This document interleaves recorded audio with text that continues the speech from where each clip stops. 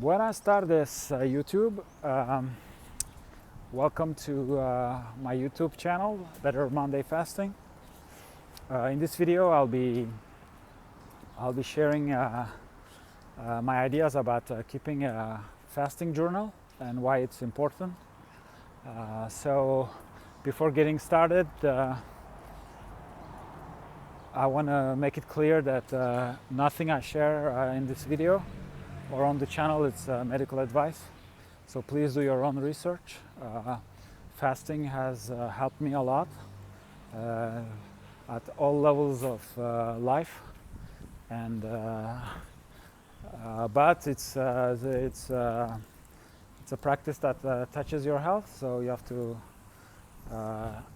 to be careful before making decisions. So do your own research, and because I'm not a medical professional, I'm just a normal citizen who was able to solve a lot of health-related issues with fasting. So the journal, so that's really important. And I'll tell you why it's important, because I didn't do it. Like when I started, I just started like head first into fasting, so I didn't do it. But I think it's very well. I didn't do it before starting the fasting experience. So that's my recommendation. It's like when you start, you should start the journal even before starting fasting. So that way you can write down when you haven't started the fasting experience. You start writing down everything you're unhappy with on a physical level, mental level, and spiritual level. So it can be things like, oh yeah, I have kidney pain, I have eczema, I have hemorrhoids, I have bad breath, I'm constipated, my back hurts, that type of things for the physical. And the mental can be like, oh, I cannot focus at work, I feel overwhelmed, sometimes like I get angry, sometimes I'll say something because I'm angry and then regret it afterwards. You can write that down. And for the spiritual one is like, yeah, maybe you feel like goalless in life, or like you don't know why you're here, or you know why you're here, but you cannot get it done. Like you cannot put yourself on the right path. So it's really good that on those three levels, before even starting your first fasting attempt, to keep a journal, because I've been fasting since 2016, and sometimes I'll have flashbacks of the problems I used to have, and now that I solved them, and it's been a while that I solved them, it feels like it was from a different life, you know.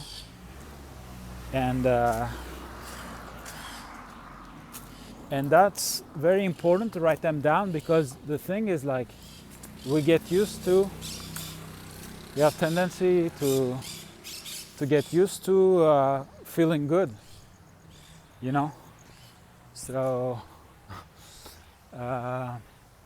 so maybe you'll have problems, but then once you solve your problem, you're going to forget very fast, very rapidly, that you're suffering from something. So in order to gain more confidence and to know for sure that this is the right path and it's working, it's really good to take notes during the whole journey, and especially before we get started, because chances are, if like the experience I had, you have a similar experience, within a year or two you're going to read your notes, you're not going to believe it. Like you're like, I was suffering from that, and oh, I had that, like oh, I had insomnia, I had this, that. And so yeah, very important to keep a journal and listing everything that is wrong or that we are unhappy with, on a physical, mental, and spiritual level before starting the fast. And once we start fasting, we like first it's always like strategy. So we're going to come up with a fasting pattern, fasting strategy, or if you're starting, choose one of the techniques. I have 3 videos on 3 techniques to get started with fasting. So you write down what your intention is, and then while you're so before fasting, your intention. So it could be something like, oh, this week I want to go 10-14. I want to do a pattern of intermittent fasting of 10-14 on for 4 days, and 2 days I'm going to do 12-12, and then 1 day rest. And then while you're fasting, you write down. You're like, okay, so this is my the day I'm doing the 12. It's hour 11, and I feel this, and I feel thirsty, like, and then you write as you go, and then maybe on the Sunday, your off day, you also write down how you went. So if you were able to reach your goal or not, and also how you feel on that actual day, because maybe you're going to be like, oh, it's my off day, but I don't feel like eating. So even though it's my off day, I'm going to be fasting, things like that. So and this is going to be crucial, like in terms of monitoring progress of, how you feel the symptoms appearing, disappearing, and also when are they appearing, like maybe your first fast, you're going to be like, oh, it's hour 14 and I have a terrible headache, but maybe on your second or third fast, that terrible headache is going to happen at hour 17, and then if you're well organized with your notes, you're going to see, and then maybe after a while you don't have a headache anymore, or it comes really like later on. So for example, like I've done so many fasts, like, and now, like, sometimes when I go on longer fasts, like the first 2-3 days, I don't even feel that like I'm fasting. Like it's like there's no. Sometimes I forget about it. Like, so that's something to keep in mind. So I'm gonna avoid the avenue because it's noisy. So yeah, that's for now. That's all I can think of for the fasting journal. So before we start the entire experience, we write down everything we're unhappy with. Then we pick like a strategy to get started. So we write that down. Then during the experience, we write down. And then when we complete the experience, we write down. Then it's always good to go back to your comfort zone and pick another project, and then go. So it can be weekly patterns of intermittent fasting, or if you've already, you can fast like longer hours. It can be standalone, it could be like a 36-hour fast. 47, 46 hours fast. Like it could be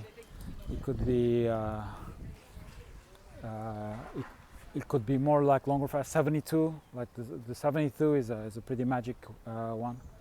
I think there are a lot of the functions of the body resets itself. For example, like your palate.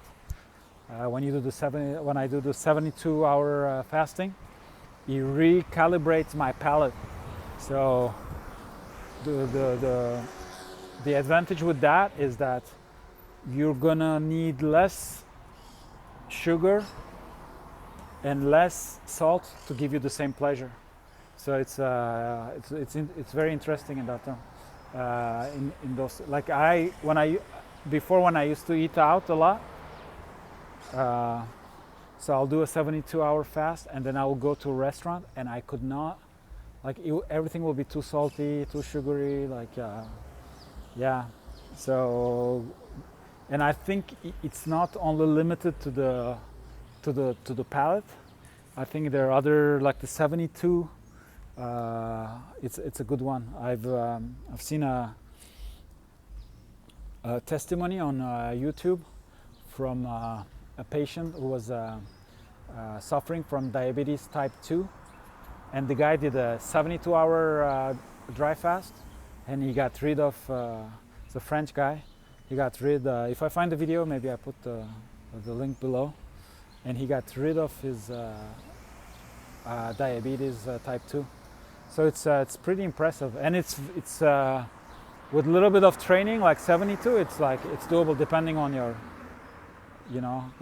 where you're starting at and your adaptation capacity and toxicity levels. But once you start like training yourself, 72-hour dry fasting, it's not that far away.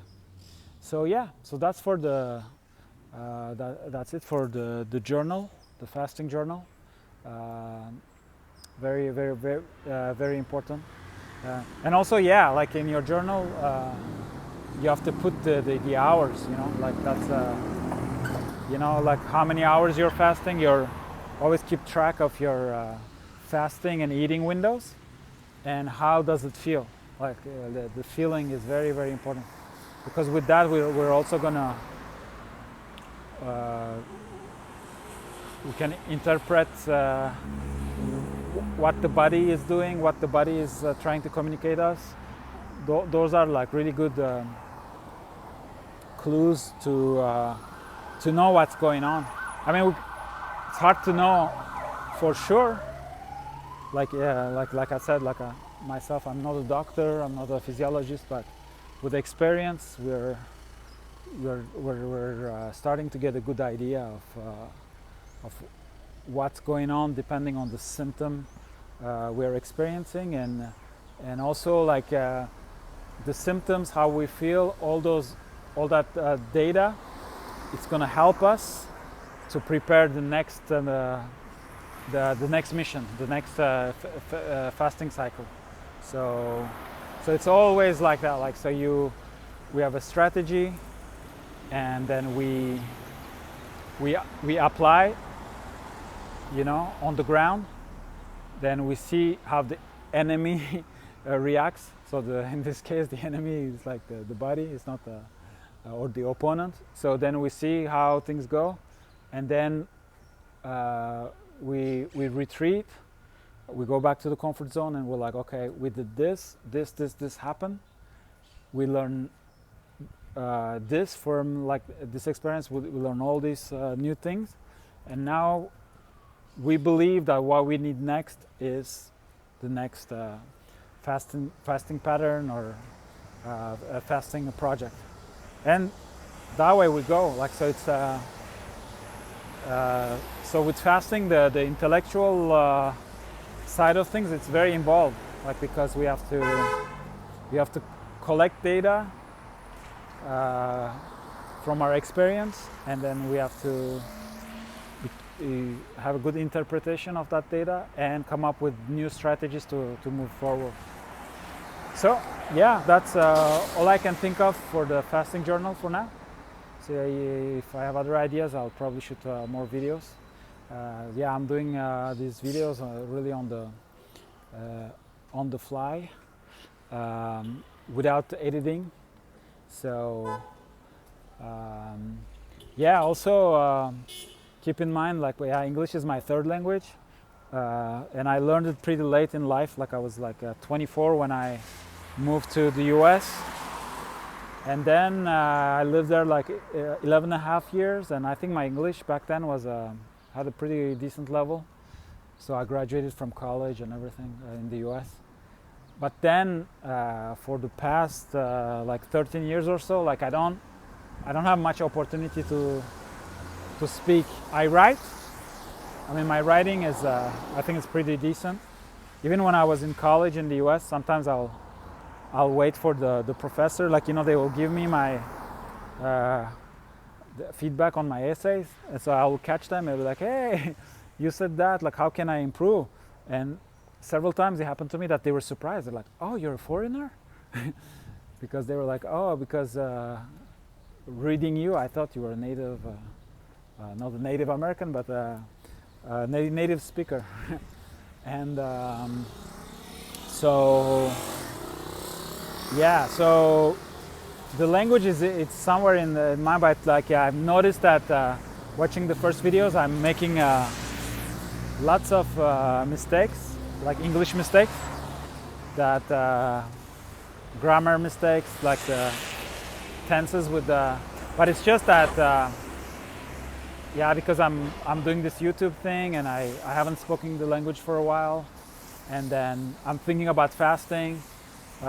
Certain ideas I'm like translating in my head and all that, like so there is that. So I'm conscious that it's not 100% yet, but yeah, it's a good opportunity for me to keep the language alive. So because I live in Latin America and I don't really hang out with other foreigners or people from my two countries. So like lately I've been only speaking Spanish. So then yeah, the languages when you don't use, it gets rusty a little bit. So that's a little bit what happened to me with the American English. But yeah, if I can keep this channel alive in English, I mean, it will help me, I think, also on that level, like to maintain and improve my verbal skills and the language of Shakespeare. Okay, so the language of Shakespeare that I learned in California. So yeah, like I don't really talk like. It's funny because yeah, I'm not from the U.S., but since I learned it over there, like English. So yeah, when the British people speak, it's like it sounds weird to me. I'm like, why are they?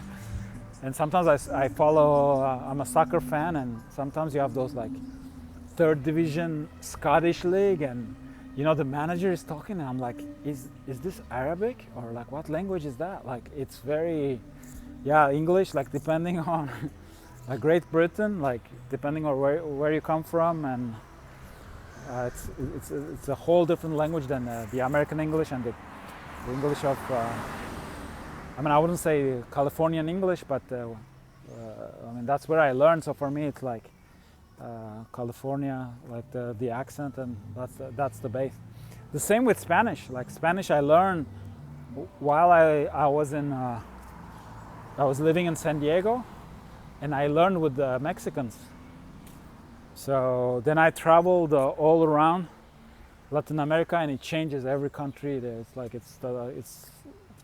you have to adapt. Like, but when I hear like Spaniards talk Spanish with the, like it sounds really awkward to me. It's just a perspective thing. Like, I mean, it's their language. I mean, they come up with that language and spread it all over the world. But since I learned with the Mexicans, that kind of became the basis. Then I lived like several years in Argentina, and over there it's like El Castellano. It's the Castilian of Argentina. It's really the accent changes, the word, like it's pretty. It took me a while to get accustomed, but then yeah, in Colombia they speak really. I like how they speak. It's very clear. But there are some places like Chile, it was very difficult for me. So you always have to adapt, like, and also some words they don't use. The other day, to say trunk, I said cajuela, but it's just, I think they only use in Mexico.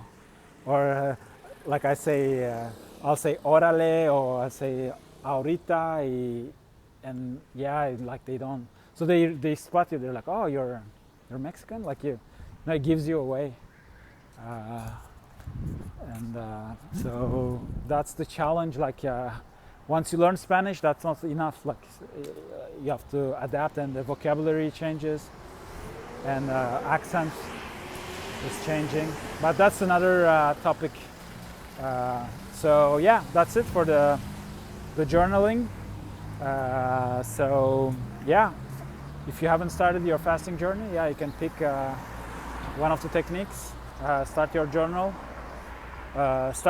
pick up technique, and start the adventure. But do your own research, and yeah, nothing is medical advice. Thank you for watching, and I see you soon, inshallah.